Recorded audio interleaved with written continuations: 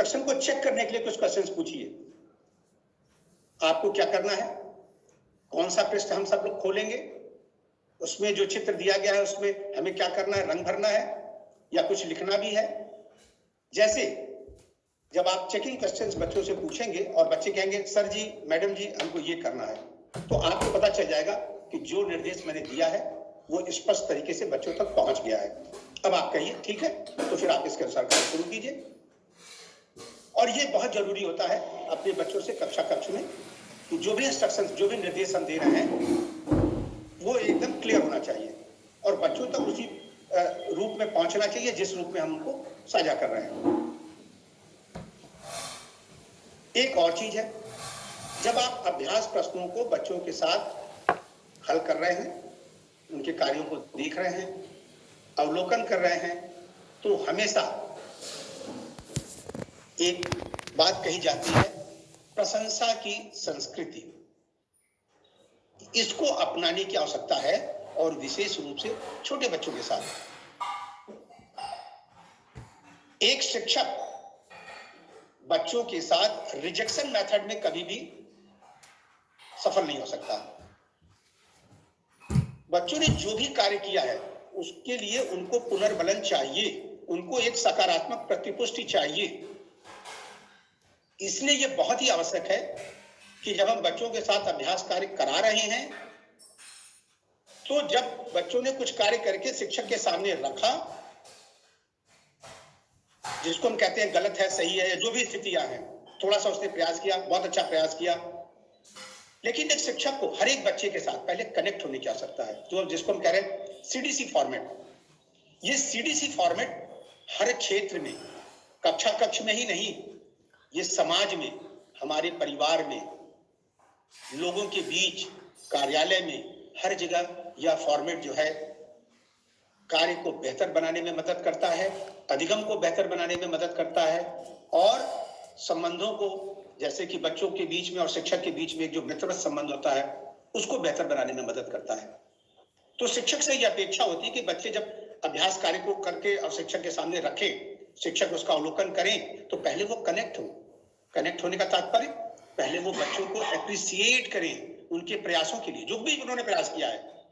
सही और गलत की बात नहीं है यहाँ पर, यहाँ बात यह है कि जो कुछ भी उन्होंने करके और आपके सामने रखा, शिक्षक के सामने रखा कि सर ये देखिए मैंने किया है, मैंने लिखा है, मैंने बनाया है, तो वहां पर आपको सबसे पहले कनेक्ट होना है। कनेक्ट होने का तात्पर्य आप उनको एप्रिसिएट करें, उनके प्रयासों को, और फिर चूंकि आपको शिक्षक के रूप में उनके कार्यों का संशोधन भी करना है।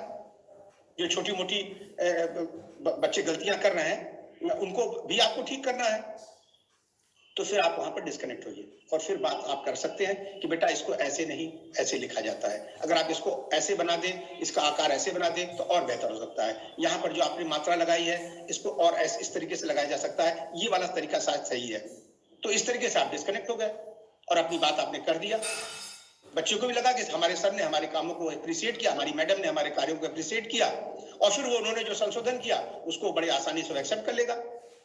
और अंत में फिर आप जब उसको कहते हैं कि बेटा अब जाओ एक काम और दे रहा हूं, इसको भी करके लाओ, तो फिर आपको कनेक्ट होने की आवश्यकता है। फिर आपने जो उसके कार्यों को अभी तक देखा और बातचीत किया, फिर उसको कार्यों को अप्रिशिएट करेंगे, बहुत अच्छा तुमने प्रयास किया बेटा और तुम कर सकते हो, अब इस बार करो, देखो मैंने जो बताया इसका ध्यान रखना और फिर से करके लाओ। तो फिर अंत में फिर कनेक्ट होइए। और जब इस तरीके से आप एक बच्चे से वार्तालाप करेंगे उनके अभ्यास कार्यों को लेकर के, उनके कार्यों को लेकर के, जो भी वो कक्ष में कर रहे हैं, विद्यालय प्रांगण में कर रहे हैं, तो आप देखेंगे कि आप बच्चों के साथ अभ्यास कार्यों को बड़ी सफलता से पूरा भी कर रहे हैं, बच्चे उन अभ्यास कार्यों को कर भी रहे हैं और उनकी समझ लगातार विकसित भी हो रही है। आपके बीच से कुछ प्रश्न आ रहे हैं, तत्सम, तद्भव और विदेशी शब्द हैं और ये एक जैसे ही हैं, और तीनों जब हम मिश्र वाक्य या संयुक्त वाक्य बनाते हैं तो तीनों को हम जोड़ने के लिए प्रयोग करते हैं। तो आप इन तीनों का प्रयोग कर सकते हैं जहां आपको लगता है कि यह यहां पर प्रयोग करना उचित है। ये एक तरीके से इसको हम समानार्थी शब्द भी कहते हैं। तो ये थे एनसीईआरटी की कक्षा 1 की पाठ्यपुस्तकों के प्रभावी उपयोग हेतु संचालित ऑनलाइन प्रशिक्षण की समय सारणी के अनुसार 8वें दिन की हिंदी